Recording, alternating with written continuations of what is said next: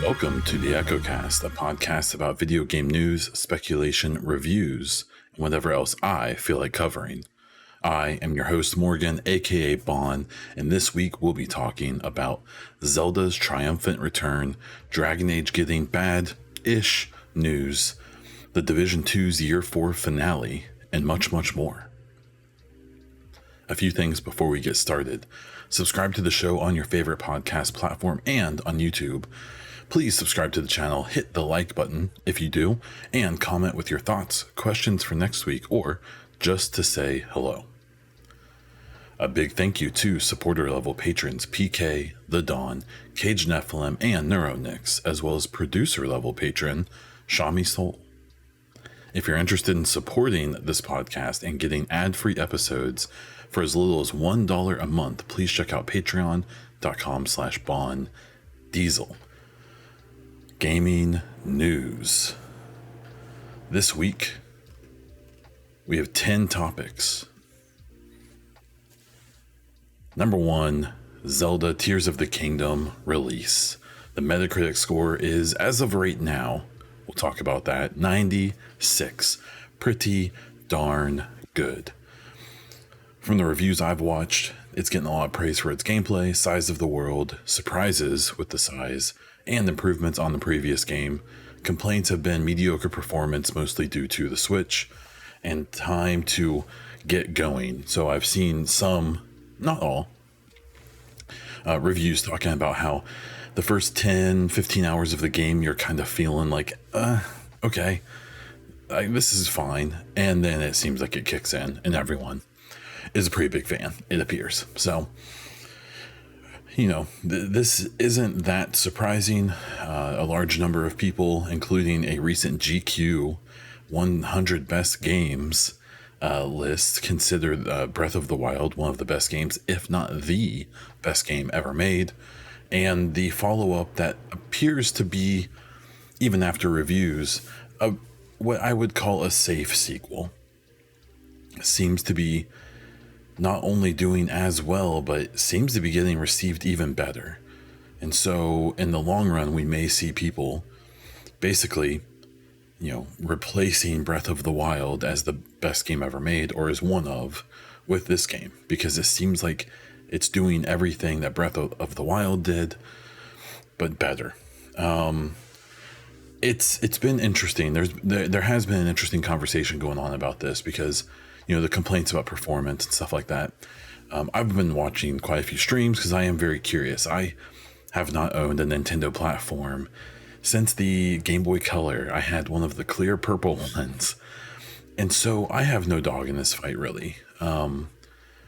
I've just never had a strong desire to get a Switch, or before that, a Wii U, or even a Wii, or even a GameCube, or even was it the 64 before the GameCube? There's no way that was the leap. I've got to be missing one. I don't know. You can correct me down in the comments of the YouTube video, I guess. But, so I'm not super familiar. I've watched a ton of streams. I've watched gameplay, videos, and Breath of the Wild, I've watched some story summaries, because the Zelda story has always been very interesting to me, because it's, I don't want to call it schizophrenic or anything, but it's kind of wild. It seems like they just kind of, they don't really ever want to stick with one timeline forever, that it jumps around. It's a metaverse, you could say. And it's just an interesting game, because if you compared it to my favorite game of all time, I'm dealing with the fact that it's probably Red Dead Redemption 2. And what's funny about it is that they're almost opposite games. Even today, Red Dead Redemption 2, if you set it up right, has some of the best graphics of a game ever made. Some of the most detailed and, interactive worlds ever made in a video game. Environmental design, top notch, just insanely gorgeous. The tech is incredible. You got shrinking horse balls. You got snow physics that still haven't been done better. You've got just, animation work, voice work, the story. It may be too long for some people. Some people didn't like the controls. Okay. But you've just got like, the soundtrack. Like, Red Dead Redemption 2 may not be everyone's favorite game, but in my opinion, if you are combining all of the things that make up a game and rating Red Dead Redemption 2 against other games on all of those categories, my personal subjective opinion is that there's not a better game that's ever been made. And then Zelda, Breath of the Wild, and now Tears of the Kingdom especially, is almost the opposite. I think if you broke this game down into all of its pieces, you wouldn't probably have anything that's like bad, like under a 6 out of 10, say. But you would have multiple things that aren't the best or even good in some situations. From what I've seen and the reviews I've listened to and stuff like that, the gameplay is just top notch. It is probably, from a gameplay perspective, I can understand why this is probably the best game ever made for a lot of people. The mechanics, just the way that you work the world and the physics and a lot of the detail and stuff like that is insane. Like a lot of the things that you're able, the freedom you're given, which most games are so scared to give players freedom because it's so easy to break a game. And that's a thing that can be said, it sounds like, for Tears of the Kingdom. I've seen multiple reviewers now say they didn't run into a single bug, which in today's age isn't common. Now, again, to some point, it doesn't take away, but this is a direct sequel to a game, and it's obvious they didn't mess with what was working, right? And so they've more refined the last game and added more rather than reinventing the wheel, which is fine. There's nothing wrong with that. But it just seems like this is a situation where they knocked it out of the park so hard with just the way the game plays, which at the end of the day is what games are about. So if you had to weight the different things you can rate about a game, that you can break it down, gameplay is probably worth 5 times as much as anything else because it's a game. It's supposed to be fun. And so because of that, I can start to understand oh, okay.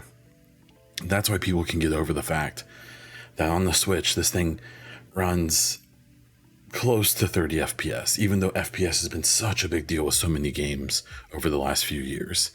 Nintendo gets a pass. The game gets a pass because it can't help the hardware it's on, and Nintendo gets a pass because they're Nintendo. And they've earned it, at least in a lot of people's minds. The gameplay is so good, it makes this game one of the best, if not the best game ever made, despite the story and the voice acting, or lack thereof. That's what blew my mind when I was watching this. I know Link is a silent protagonist. Super cool. Totally cool with that. One of my favorite games is the Division series, and you have a silent protagonist in that, right? But I watched a few streams today, and I don't know what's worse. The fact that most of the dialogue in Zelda isn't voice acted, which is just mind-boggling to me. It's just wild that it's a game that gets the praise and the budget and the time it gets, and most of the dialogue is text along with a huh, yeah, that whole thing. I don't know if that's worse than the dialogue we heard from Zelda in the opening of the game. I haven't heard more, so maybe it gets better. But the voice acting is atrocious. It is real bad. It is surprisingly awful. And it's so you look at that, but the gameplay is so good, no one cares. You look at the graphics, which it's stylized and it's pretty. But if you stack it up to everything else, Ratchet and Clank is stylized, but it still looks really good. But that's because it's on PS5. And it's because it's on a system that's, 8, 9, 10 times more powerful than the Switch. And so it's such an interesting thing that if the ratings a game gets are supposed to be a grade, when you were in school, of quality, it's, in my opinion, hard to see this game getting 10 out of 10s. Because if it was a grading scale like in school, it would get deductions for those things that are subpar. You know, it would get all of the, like, so say there were 10 categories for how you rate games, and in each category can get up to 10 points. In my opinion, a game like Red Dead would get at least 8, 9, maybe 10 points in most of its categories. And the Tears of the Kingdom would get 10 points for gameplay, but that's all it could get. It wouldn't be weighted, right? But it would get fewer points for, God, it would get like a 5 for voice acting. It would get, you know, like a 7 or 8 for graphics. And you would end up seeing it having probably like something like the 80s, maybe the 70s, even though it's a game that's gameplay is so good. And so what we actually end up seeing in the scoring of this game is that the gameplay is weighted. And that's fine. I'm not arguing against that. I actually don't know what I'm getting at here.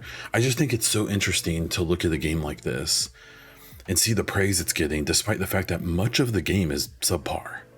It's just very, and that's when I start to think about how I've really started to be leaning more towards not looking at reviews, and especially review scores, as like a grade, but instead of looking at it like a chance of recommendation. So a 8, 9, let's say like a 9 or a 10 is a game that you as an individual who is reviewing that game, your subjective take is that you would recommend it to everyone who can play it. Still acknowledging that not everyone's going to be into it, but a 9 or a 10 is you saying, like, I think 9 out of 10 people are going to love this game, or whatever. Like, almost everyone should play this game. Where then if you rate a game like a 7 or 8, you're saying, like, it's very good, but it may have a more targeted audience, so maybe not everyone will love this game. But a pretty broad number of people who like this genre or whatever, will like this game. And then you get down to, like, you know, a 6, 7. That it may just be even more specific. Like, this isn't a bad game. It just is very specific about who's going to like it.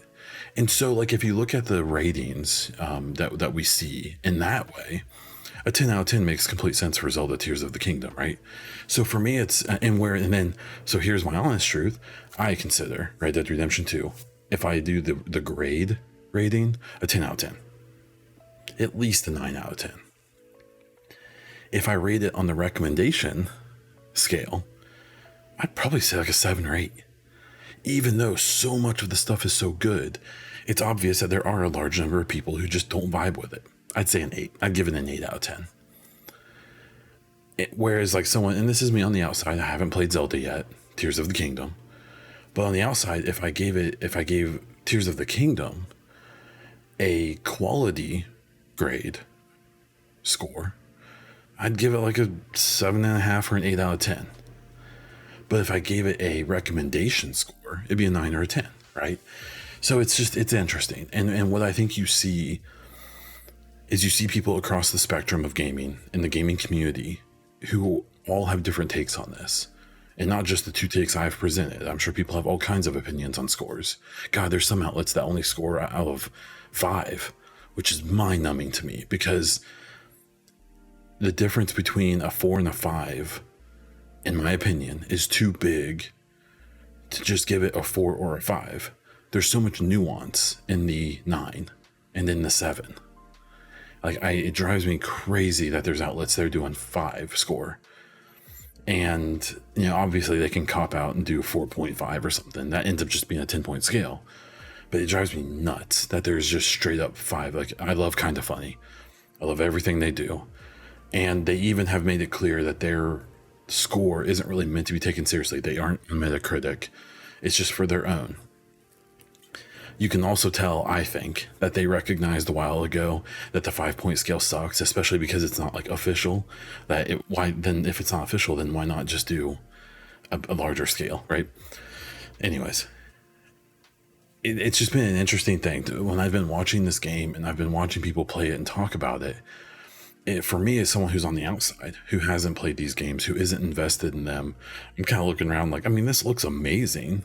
And there are, and don't get me wrong about the graphics and stuff. What's funny is it's not really the graphics that are super impressive, but it's like the lighting and the physics. Like for a game that's running on a really old console, like that, like Link's hair physics, like Link's hair like moves around. I don't know if it is dynamic. It may just be a canned animation, but it looks really good. And then the lighting is actually pretty impressive. Now, all the shadows look like shit. Like all the textures are terrible because it's run at like, maybe 720p if they're lucky. Or unless you're someone who's emulating it, which there's been a really interesting story with that, which I bet we'll be covering next week, because I bet there's going to be some stink brought up about what some streamers are doing that I've seen. But this isn't me trying to be like, well, actually, Tears of the Kingdom is a bad game. My conclusion is that we should look at game scores as recommendation scores and not quality scores. And Tears of the Kingdom should be a 9 or a 10. I'm there on that. But it's taken me kind of that realization, or at least that personal opinion, to kind of get there, because the game I see getting played from a quality perspective is not a 10 out of 10. It just isn't.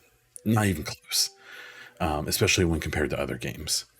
And so it's been an interesting journey for me. And this isn't just with this game. It's been an ongoing thing where I've started to be thinking about it more like, oh, okay, like, sure, like, all these scores on these games make way more sense from like a recommendation standpoint, at least in my opinion. So it's a complicated subject. I'm genuinely curious to what you think about it. So if you're on YouTube, please let me know in the comments kind of how you feel about it.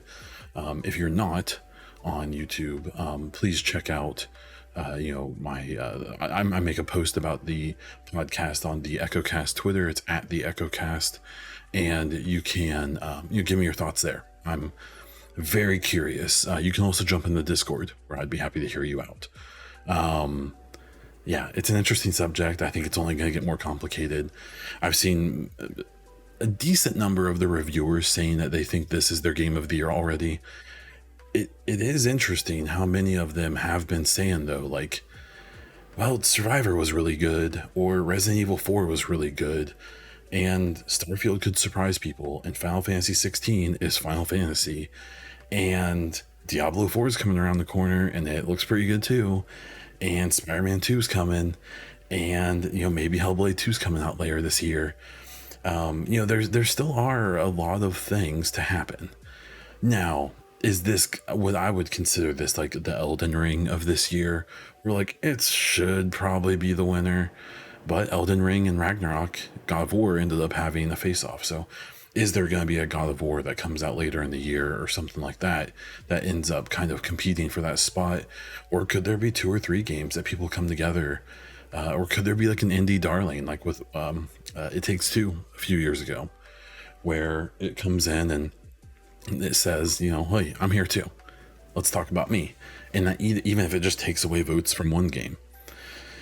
It's an interesting thing. I'm very curious to see what happens, and I would love to hear your thoughts. Okay, story number 2, 20 minutes into the show.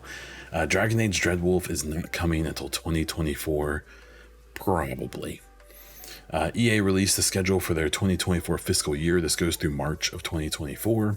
Dreadwolf is not on this list, and this list claims that these are all of the announced games they plan to release during this fiscal year, which again goes till March of 2024. It's an interesting subject because myself and others have been like huffing copium on this and trying to say like, well, we don't have a date for it. We never had one. They never announced a released window even. So maybe that's not technically announced. But they did give us a full name. They have like shown us some stuff about the game. So it's really, to me, come down to, if you believe it's been announced, we're probably looking at it coming out in the next fiscal year after March of 2024. If you don't think it's really been announced, then maybe we'll find out a release date in June. It looks like EA is going to be at Summer Game Fest. Maybe BioWare shows up and they announce something with them. I hope. That'd be really cool. We'll see. I'm in the camp that believes Jeff Grubb, He has pretty good ties, it sounds like, with EA and especially BioWare. He must have a contact in BioWare that's pretty knowledgeable, whatever that means. And he's been pretty spot on with a lot of takes on BioWare. And his take is that he's been hearing their goal was maybe they could get it out by the end of 2023, but it was leaning towards 2024. Now, he didn't seem completely sold on it not coming in this fiscal year. He seems very adamant it's coming in 2024, but didn't really specify like after this fiscal year. Now, it's implied by this graphic that we saw, and I think fans should be safe with their hearts and probably assume next fiscal year. It could be spring, it could be summer. I don't think it's going to be like next winter, 2024, but it's probably not going to be 2023. Again, anything could happen. Maybe they have a big surprise for this summer, this fall, this winter, or something. They are going to go a while without any big releases during this fiscal year. If you look at the other games that are announced that they're still expecting, there's nothing really that big or impressive that's coming other than their annual titles. So we'll see. Obviously, for someone like me, the main thought on this is like, man, like, how does this impact the Mass Effect game? We already heard that Dreadwolf brought back Mark Dara to come help push it out the door. We've also heard at that same time that they took devs from the Mass Effect team to work on Dreadwolf and help get it out the door. That's a little concerning as a Mass Effect fan. If you already know that pre-production team is probably pretty small. I can't imagine it's more than 30, 40, 50 people at the most. And if they're taking people from that art, we don't know who they took. We don't know if maybe that there were some art people, some animation people, some environmental people, some people they had working on like vertical slices or something in pre-production for Mass Effect. Maybe they brought them over to just polish some stuff up. Or are some of the directors from Mass Effect going over and helping try to kind of pull things together and as like a leadership role to try to help push things through. Those things all could impact what's going on with Mass Effect and the long term, because I've talked so much about how a lot of the issues that Dreadwolf is dealing with is the fact that this game has been like rebooted. It's changed it's gone from being like an MMO or live service game to being just a regular single player game. It's had all these issues, and which means that most of its pre-production probably was wasted, got thrown out the door because they made all these big changes. And I've talked about the Mass Effect game that it may not be as far away as you think, because if it's had a healthy, fulfilled pre-production cycle, they can produce the game. They can do full production on the game pretty quickly if they know exactly what they're doing. And then a little distraction like this, if they're pulling people off of that project, it makes me a little concerned about the pre-production process of Mass Effect. Now, I'm not scared. I'm not going to make any videos about it being delayed, because neither game has been delayed. Neither game had a release date. So if you see any YouTubers or other creators spouting that stuff, shut them down, because it's not true. There's no delay without a release date. A setback? Maybe, but I doubt it. I think this is just the way it's going to go. I think at the end of the day, the impatient part of us wants to see this game come as soon as possible. I think the more patient versions of ourselves should say, it should come out sooner than later, but they shouldn't rush it out. We've seen what happened with a game like Redfall that is just rotten to the core, and we even saw what happened to a game like Jedi Survivor that is a very good game, but came out too early. It needed a few more months of polish, obviously. We see that now. So, we don't want it to be either of those games, even though Survivor seems like it's doing okay. They're fixing it up slowly but surely. And, as a Mass Effect fan, I will play Dreadwolf. I am curious. I would like to check it out. I'm not like die hard excited for Dreadwolf. I want them to finish Dreadwolf so they can start working on Mass Effect. And I know that there's probably some other Mass Effect fans who feel the same. It's not that I wish any ill will on Dreadwolf. I just wanted to get out of the way. So it's an interesting story to follow. I believe that some people on Jeff Grubb's Game Mess Discord responded to one of our listeners, someone in my community, asking about Mass Effect, basically saying it's not really impacting Mass Effect because there's not even like a goal year for Mass Effect yet. Technically, I'm sure that they have a vague idea of what they want to do, but there's nothing set in stone, so it's not that big of a deal. It's a fluid situation still, so we will have to wait and see. Story number 3, the Division 2 Year 4 finale, and my thoughts on it. So the Division it was wrapping up its 4th year of content, which is kind of hard to believe. They have been doing these manhunts and these seasons that kind of coincide with each other. And the way it works is basically throughout the year, there's multiple manhunts. And the manhunts consist of like 4 lieutenants that you hunt I think it's every 3 weeks they open up. And then at the end of the manhunt, you open up the main target, which the lieutenants are these like smaller missions. You get to them, they have a little bit of story. And then the head honcho, the main manhunt target, is typically one of the big missions that they've modified to be a lot different and to be unique to that manhunt.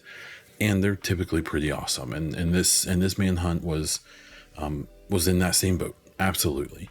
It was very, very good. It was very cool. It was a lot of fun.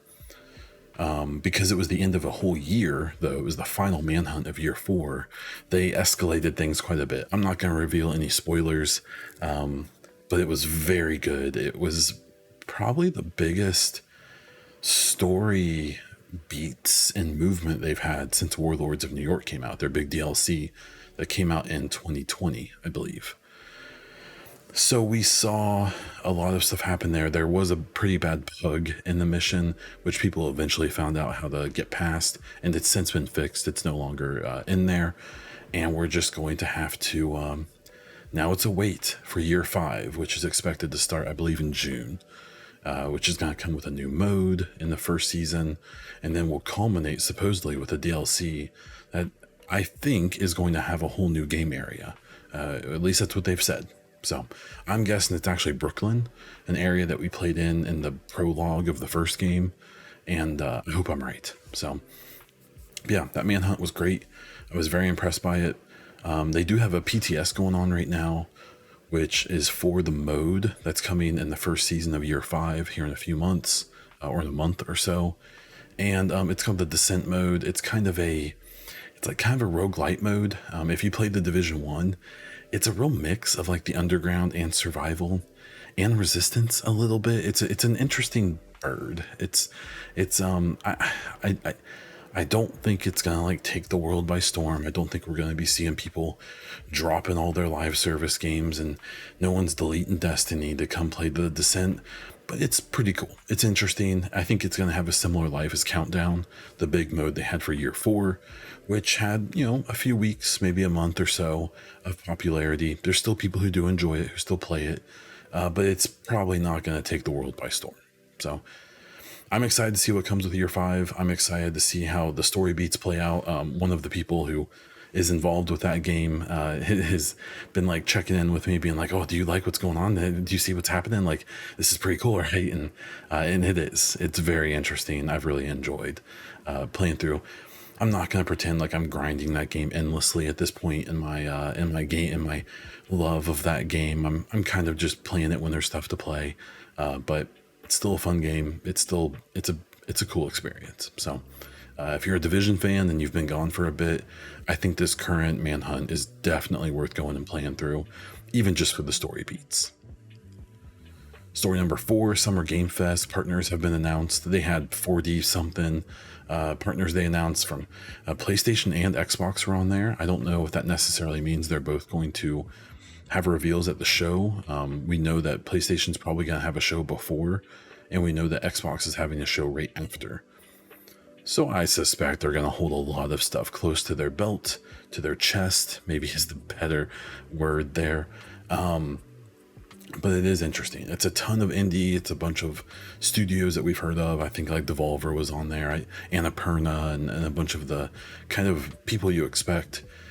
EA was on there, so if you're someone like me who is hoping for some Dreadwolf or Mass Effect teasers, EA is there, which could mean BioWare. BioWare wasn't mentioned specifically, but neither were any of their other subsidiary studios, so we can all cross our fingers and hope. Ubisoft is on there too, which is a publisher that is reluctantly close to my heart, I guess. There has been some thought that they may not show too much because I believe they're having a show as well around that time. They call theirs a forward, and there's a lot of thoughts that, especially in the games I'm a fan of, the Division games, we're expecting to see quite a bit of stuff from that. So Summer Game Fest, it's coming up really quick. We're less than a month away. I scheduled a vacation on around the time of all of this, so I'm going to miss out on coverage of most of it, but that's okay. I'm going to be having fun with my family, and I can always come back and make videos. If anything, making videos in the fallout of all of the announcements, especially Xbox and Starfield, I think will be pretty fun anyways. Story number 5, it has leaked that the new Call of Duty in 2023 is going to be called Call of Duty Modern Warfare 3. Big surprise. Not that surprising. It's going to be developed by Sledgehammer, which is one of the studios that the Call of Duty franchise kind of rotates around with. It's going to feature a new campaign, multiplayer, zombie mode, and a new map for Warzone 2. There was a thought that there may not be a COD this year, and I think what this is probably going to amount to is probably a $70 DLC. And that's not a knock. All this stuff combined could very well be worth $70 to people. The campaign I'm curious about because the last two, the Modern Warfare and Modern Warfare 2, the reboots or whatever we're calling them, were done by Infinity Ward, and they, like Call of Duty or not, the Infinity Ward single player experiences are extremely high quality, and they're typically pretty fun, even if they're kind of dumb action hero stuff. I still think they're normally a blast, and I'm really curious to how Sledgehammer is going to carry this on. If this campaign is supposed to be a continuation of 1 and 2, I mean, I'm kind of surprised that Infinity Ward let go of their baby, because I have a lot of faith in Infinity Ward to make a good story, at least. And I'm just curious to how this is going to go. I have to imagine they worked together, did some consultation at least on this, because, or maybe it could be like a side story or something, but I don't think they would call it Modern Warfare 3 if it wasn't going to be directly continuing off of 2. So we'll have to wait and see. I'm definitely curious. I'm sure I'll play the multiplayer for 2 or 3 weeks like always. I'm sure I'll check out the zombies like always. And I'm sure I'll jump into the Warzone a few times, but as much as I would hate to admit it, I'll probably buy this. This is one of those things that I really wanted to see that Activision Blizzard deal go through, so I didn't have to pay for Diablo, so I didn't have to pay for Call of Duty, having Game Pass, but here we are. And I don't think that's changing anytime soon.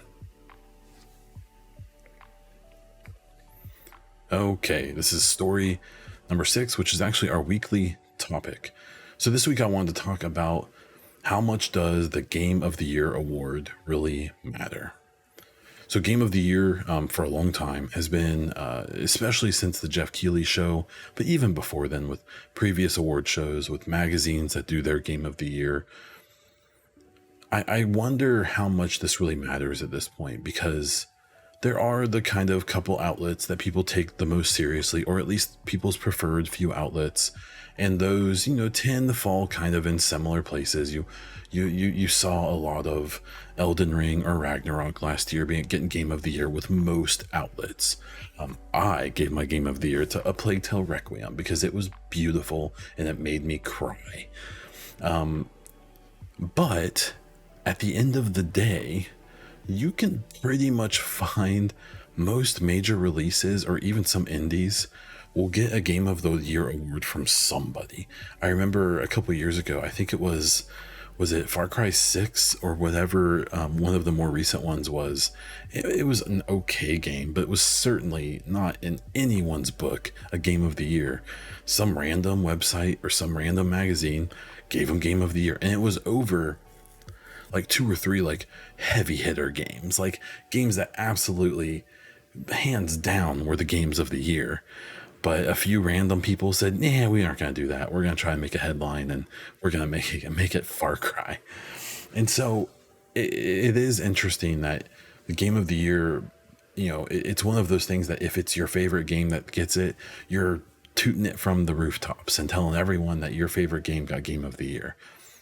But if it's a game that you don't care for or you don't think deserved it, I'm guilty of this in the past, you'll crap on it endlessly, or you'll just find an outlet that gave a game that you preferred and you'll say that they were right? So it's kind of a bummer that it seems like the game of the year discussion has become kind of like whether it's a platform war or whether, like, I've even seen people being like, well, if Xbox doesn't put out a game of the year contender soon, they're gonna fold, which like isn't true. And like, it's such a weird subjective thing to say. Like, well, I bet Grounded I guarantee Hi-Fi Rush is gonna win game of the year for somebody and will at least be in the discussion. Could be for the Game Awards, and for a lot of major outlets, I think Hi-Fi Rush will at least be in the conversation, and that's an Xbox product. But there's kind of this like overimportance, in my opinion, placed on Game of the Year and stuff like that at this point, mostly because it's become so like political and skewed and stuff almost. It kind of does what platform a game came on and things like that. It's still a fun discussion to have, but I definitely like I care a lot more about my determination last year than any of the other ones I listened to on podcasts and stuff. I was curious to hear other outlets out, but like Giant Bombs, the way they concluded and came to theirs, they actually have a kind of an interesting process where they do basically like an argue off, and it actually I think is pretty convincing, because at least know the game of the year they selected was their game of the year. Now, whether it was supposed to be everyone's, I think it's kind of going back to that discussion I had about Tears of the Kingdom. Should we look at the game of the year awards as they're supposed to apply to everyone, or is it that organization saying this is our game of the year?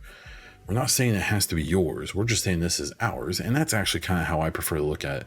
One, because it supports my own personal bias, and two, because it allows me to be like, oh, okay, that's what they liked. Well, my game of the year was this. I wonder if anyone agreed. And you can kind of try to find outlets that maybe agreed with you or not. But even the Game Awards is voted on by a bunch of journalists. Now, it's a more diverse take, I guess. I have some opinions on that I won't get into in this podcast, but they do at least sample a large number of people around the industry. And so the Game Awards probably has the most diverse game of the year, the one that has the most diverse amount of people from different places voting on it, but it still is just it's still just, it's not about the game of the year, it's about the journey there. So let me know what you think. I'm curious do you care about game of the year? Are there certain outlets that you trust more to award that? Do you think it should just be by the number of copies sold? So in that case, like Hogwarts is probably going to win it this year. Which is funny because I bet Hogwarts won't even be in the discussion for a lot of outlets. And it's not just because of a bias against all of the stuff, is that that game was in a weird space. And I've talked about it before, I think even just last week. But that game really seems like it's just like a good game, but it's not like amazing. But all of the conversation around it and kind of the Harry Potter fandom that some people have, which is awesome. And then, unfortunately, the people who were kind of like virtue signaling by buying the game and streaming it and stuff, or not, that was going both ways. I think one side is a little more virtuous than the other, but that's a personal opinion. If we just determined it off sales, it would be a whole different game probably every year. So I don't take Game of the Year too seriously at this point, but I think it's still fun to interact with. Okay, story number 7, Starfield ESRB rating and description. So the ESRB put out their rating, which is mature for violence, drugs, and sexually suggestive content. And here is their full write-up on Starfield. Bear with me here. This is an open-world role-playing game in which players assume the role of a miner tasked with finding artifacts across the galaxy. From first and third-person perspectives, players interact with various characters, complete quests, and search for supplies while battling enemies. Humans, robots, and alien creatures. Players are have futuristic guns, lasers, axes, and explosives to kill enemies. Combat is fast-paced with frequent gunfire, cries of pain, and explosions. Attacks on some enemies can result in blood spatter effects. Several environments depict blood stains on the ground and around corpses. The game contains some suggestive material in the dialogue, and after sharing a bed with characters, example, life is a sexually transmitted disease that is 100% fatal, and I'm all for getting a little wild, but let's try it without a jetpack next time. And talk about seeing stars. Woo, that was amazing. A fictional drug, Aurora, is prominent in the game with a section involving characters working in an illicit drug lab. Players can also obtain Aurora by stealing or buying it from vendors. Consuming Aurora has result in a distortion effect on the screen. The words fuck and bullshit appear in the game. So, this is typical fare, in my opinion, when it comes to all of the things they're mentioning. This sounds like a Fallout game, or even like an Elder Scrolls game. The romances are interesting. So there have been technically romances in previous Bethesda games. I believe Skyrim has where you like can get married technically, but there's no like, there's not like any Mass Effect sex scenes, right? And this seems like it's probably something similar where, you have a romance and you guys fade to black and then you fade back and you're in bed and you say one of these cheesy lines. Now, I saw some stupid crap this week of a few commentators reading these lines of these after action quotes and being like, oh, this isn't a good sign for Starfield. And I talked about it. I mentioned that I did a whole video on it about how I'm afraid Starfield isn't going to get a fair go by a lot of reviewers, and the way people reacted to these lines. The Fallout games, and I'm sure the Elder Scrolls games, are kind of cheesy, and they do it on purpose. It's meant to be kind of campy. It's meant to be a little silly, and that's what these lines are. These lines are no more silly or dumb than anything we've heard in any Bethesda games before, and they're probably, in the situation, in the context, meant to be silly. And so when I saw people already doing the like, oh boy, this isn't a good sign, I'm like, come on, like, just give it a 6 out of 10. We know, like, just put it in your review right now and pull up your document that you have ready and just put the 6 out of 10 in there. And then you can write the review that supports that for you here in a few months. So that was frustrating for me, but this sounds great. I mean, all of these things it's describing are exactly what Starfield needs to be. There's been people putting a lot of pressure on this game, acting like it needs to be the best thing it's ever been made. It doesn't. This can be an 8 out of 10, and that's fine. I'm seeing all these people being like, this has to be a 10 out of 10 and stuff. It's like, it doesn't, because it won't be. That's an unrealistic expectation. And it doesn't, like, I've talked a lot about it, and I won't go into it because we've talked about it previously. But this game, it's not the end all be all. They need to have, Xbox really needs like 4 or 5, 8 or 9s out of 10s in a row. Way more than they need to have 110.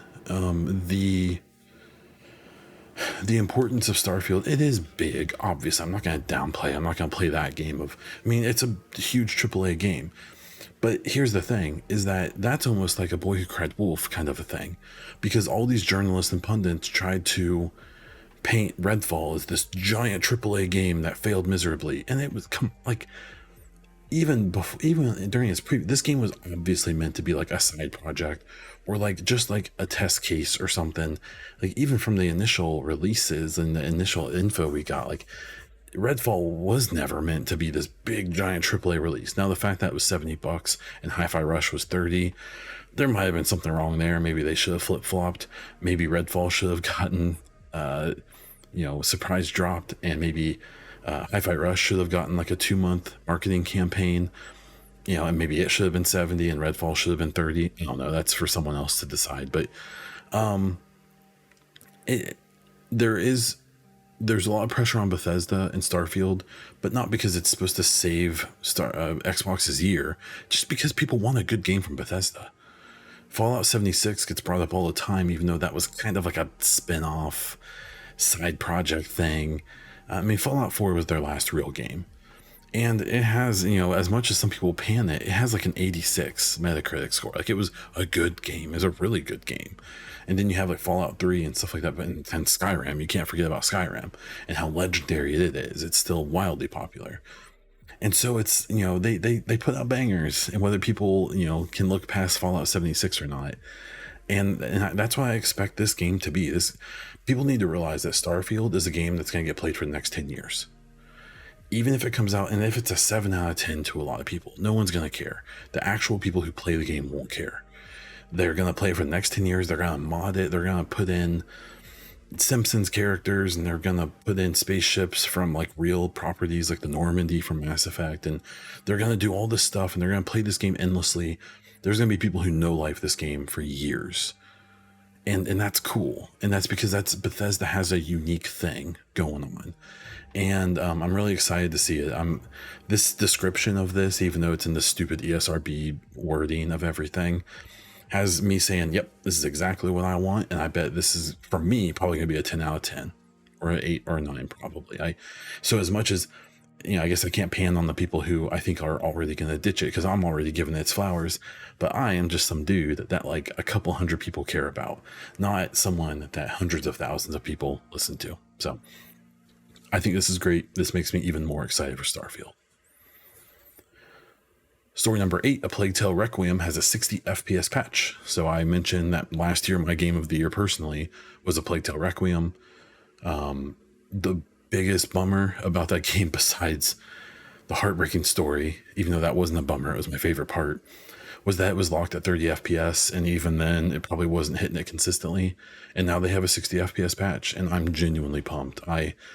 I don't know if I can put my heart through that yet again, but I really want to play it through again now at 60 FPS because, my biggest issue was that it was just a little herky-jerky at 30 FPS, and this was a game that would just look so good at 60, and I'm really excited to play it again. If you haven't played The Plague Tale Requiem, if you have Game Pass, it's still there, and this patch is free, so I would go check it out if you haven't. I didn't even play the first game. I did watch a story summary, some videos to know where I was at, and I've seen people recommend that you should play the first one. I was more than emotionally invested in the second one only, and so you can make your choice there. But I really enjoyed that journey, and it's so good that I want to do it again, and I'm having a hard time making myself do it. So take that for what you will. It is It's a game that I think it has good gameplay. Say a game like Guardians of the Galaxy, I would argue had like mediocre, if not bad, actual gameplay. But the story, characters, graphics, all of that was like top notch. A Plague Tale Requiem, I would put like a step above that, where all of the same things are top notch, and the gameplay was like pretty good. Not amazing. Some people don't like it. I thought it was great. I thought it was actually a lot of fun. And it just really complemented everything else well. It does relationships extremely well, obviously, between Amicia and her brother. What it does so well, and maybe I was extra moved by it as a father of a young child, but it really showed her little brother's Hugo, his like wonderment and his childlike view on the world, despite these awful, terrible things that are happening to him, to the world, to Amicia, to everyone around them. These terrible things are happening, yet there's more than a handful of moments where Hugo stops and smells the roses, literally, and helps Amicia, who has become this hardened murderer, like in her quest to save Hugo and keep him safe. And she goes through the main thing I didn't like in this game was that it like borderlines on like trauma porn with Amicia. If you remember like the reboot of the Tomb Raider games, excellent games. I just finished Shadow of the Tomb Raider recently, but they go a little too far sometimes with like just showing like these women going through these like awful circumstances, and to the point where like sometimes it feels kind of weird, but it's still very good. And they just do the ups and downs really well. You go from seeing Hugo, seeing something in the world that just makes him so happy and so joyous, and he acts like a little kid, and then you see other stuff, and the up and down of it just really pulls you in, and then the end just freaking it gets you. At least it got me. So check it out if you have Game Pass. Even if you don't, I think it's worth the money. I think the game's on sale if you're on other platforms. Story number 9, Shadow of the Tomb Raider playthrough thoughts. So like I just mentioned, I finished Shadow of the Tomb Raider. This was kind of a weird playthrough situation. I played the first 2 games on stream like 5 years ago. And then when the third game is, I think that's before the third game even came out. And when it came out, I remember it getting kind of mixed reviews and people not being a big fan. So I kind of ignored it. And then I decided recently, I was kind of in the lull. I wanted to play something a little different than what I had been playing. And so I grabbed Shadow of the Tomb Raider and played it through. And it had some weird moments. It definitely had, some things that were like,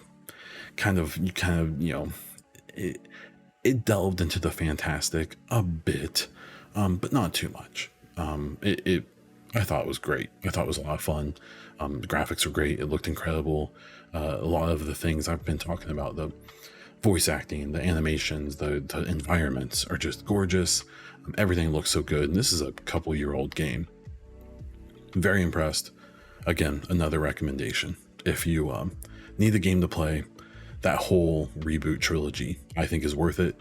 And we now know that they're making more games, more Tomb Raider games, and it's by the same developer, and it's going to get published by Amazon, and it's supposed to continue the story after Shadow of the Tomb Raider. It will be the same Lara Croft. It will be kind of continuing on that journey, which is awesome. There's so much more they can do. Finally, story number 10 is just a quick content update. After a few months of streaming on YouTube and Twitch, it was an interesting experience. I've decided to just go back to Twitch entirely. So if you catch my streams, you'll need to look at Twitch. There are people who only came to YouTube. And so I really hope that if you're listening to this, that you are willing to come over to Twitch and make an account if you don't have one, and say hi, because I really appreciate that. If you don't want to do that, it's totally cool. I will still be uploading the VODs of the streams to YouTube. They'll appear as like new videos instead. And it was too complicated without much gain. I was only getting around like 2 to 5% of my view time from those streams on my channel, which is growing well, in my opinion. For me, in my situation, the channel is growing well, and it wasn't contributing much, especially for the trouble. I basically had to run 2 streams at the same time on my computer, which could just barely handle it, which meant I couldn't play PC games, and it was more limiting. And the YouTube streaming system and environment, it just kind of stinks. They're trying and they're making changes that are good, but it's just what happened was a couple of years ago, almost, I think, they took a bunch of big streamers like Dr. Lupo and stuff like that came over to stream with them exclusively. And like the 6 months after that happened, they made a few pretty good changes. And then they, as far as I can tell, haven't done anything since. The chat is still terrible. The user experience, I think, for streamers and viewers is awful. They're just so far behind on so much of the basic stuff that they should have copied from Twitch by now, and they just haven't. And I don't think they're going to, because I bet that this summer, when a bunch of those contracts run out, I bet a bunch of those streamers are right back over on Twitch. I can almost guarantee it. So we'll see. And so that really is a small part of why I think YouTube has slowed down their investment, because I think they know they're about to have an exodus from their platform of live streamers. YouTube's going to be fine. YouTube is very popular, but I suspect that their live streaming is about to lose a whole bunch of pretty big names. So we'll see. But I'm back over on Twitch, twitch.tv/BondDiesel. I will try to start streaming again. I'm going to get real busy here these next few weeks. I take a vacation here in about a month. And after that, things should calm down for me a bit. But this next month will be a little sketchy. So I'll put out stuff when I can. This podcast should be safe. I should be able to get out an episode every week. Everything else, we will see. We do have some listener questions. If you have your own questions or topics you want me to discuss in next week's episode, please let me know on Discord, in the YouTube comments, or hit me up on Twitter @BondDiesel or @TheEchoCast. Our questions this week come from Master Prime. First question: do you see a future in live service games? For now, I do. We know like Sony is supposedly working on like 10 of them. I'm sure we'll see half of those get canceled. That's normal. But they're going to try, and they have the one we know about is The Last of Us. We also, we have Destiny 2, which Sony owns, but it's multi-platform. I think we're going to see companies keep trying. And the big thing is I don't know what the next trend will be that they'll chase instead. So I think until there's something that really proves itself as the next big thing, we'll see them keep trying, and everyone's going to keep failing. Everyone wants to be Fortnite, or Apex, or even Destiny to a point, and it's hard, and even those companies aren't perfect. Fortnite's probably the closest to doing it really well, but it helps that it's made by the same people who own the engine that they're on, and so that they can do things a little quicker than others. But yeah, even Apex and even Destiny, I would say those are like the three non-MMO live service games that everyone thinks of, and even they don't do it perfect. So I think it's such a hard style of game to make and to maintain, and I just don't think very many studios are up for it, and I really don't think very many publishers are up for it. I still to this day believe that if The Division got proper support from Ubisoft instead of what they got, that would probably be the biggest live service game out there. Maybe not more than Fortnite, but I think it would absolutely be competing with Destiny and Apex and any of those other live service games. But it didn't. They basically, it's interesting. Like Ubisoft seems like with a lot of their live service games, they want it to be a live service game, but they fund it and they support it like a game that just comes out and then goes away. So I don't know. I think it's weird. But it is what it is. Would you like if Michael Bay directed the Mass Effect series? No. He can direct more goofy stuff, not Mass Effect. And then what's up with people wanting nudity in their games? I can agree to a point. I think that I think that even in like Cyberpunk, but even Mass Effect and some other games, like there's a balance. Like everyone likes to see some visually pleasing things. But there does come a point where it's like, it's a game. Like, how much am I really getting out of this? So I think we just got some horny people out there, and I think, we all can be maybe those people here and there. But I think, I assume what you're talking about is some people being upset that the Starfield may not have actual like sex scenes, that it may be kind of a fade to black thing like they've always done. I think that's weird. Like, there's smut games on Steam. There's pages and pages of them. If you want that, get on there and do your thing, I guess. Thank you for the questions. If you have your own, make sure to get them to me for next week. So let's wrap this thing up. Thank you so much for listening. I really do appreciate it. Every single view. Please be sure to give me your feedback, give me your questions. This is a solo podcast. These are not very common, and they're not very common because they're hard to keep going. So the way I can keep this going is by getting your reviews on iTunes and on Spotify, is by you joining the Discord or making comments on YouTube or getting in, my DMs or on my tweets and giving me feedback or giving me questions or topics for next week. I really do appreciate that. If you have any feedback, please let me know. You can find me all over the internet as Bond Diesel, including on Twitter, YouTube, Instagram, and over on Twitch. And that is all I have. So until next time.